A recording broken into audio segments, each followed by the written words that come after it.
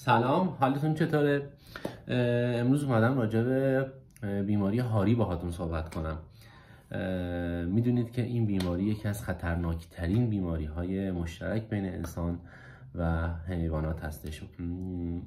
بین تمام پستانداران ممکنه که این بیماری وجود داشته باشه، اما مخزنهای اصلیشون سگ‌ها، گربه‌ها و خفاش‌ها هستن. همونطور که میدونید این بیماری هیچ درمانی نداره متاسفانه، اما به راحتی قابل پیشگیری هستش.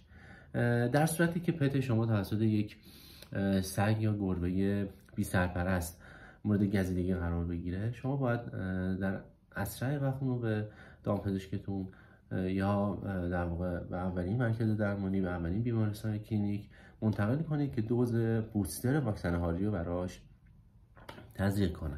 اما در مورد خودتون هم این موضوع حائز اهمیته، اینکه در صورتی که گزیده بشید توسط یک سگ یا گربه بی سرپرست، اولا که محل گزیدگی رو در حد امکان، در صورت امکان تا 20 دقیقه با آب و صابون بشورید و بعدش هم که در اسرع وقت به مرکز درمانی برای انجام واکسیناسیون هاری مراجعه کنید. متاسفانه آماری که برای سال گذشته سازمان بهداشت جهانی منتشر کرده در مورد مرگ و میر ناشی از هاری 59,000 نفر بوده و از این 59,000 نفر 90% توی آسیا و آفریقا بوده و این خب خیلی نگران کننده است.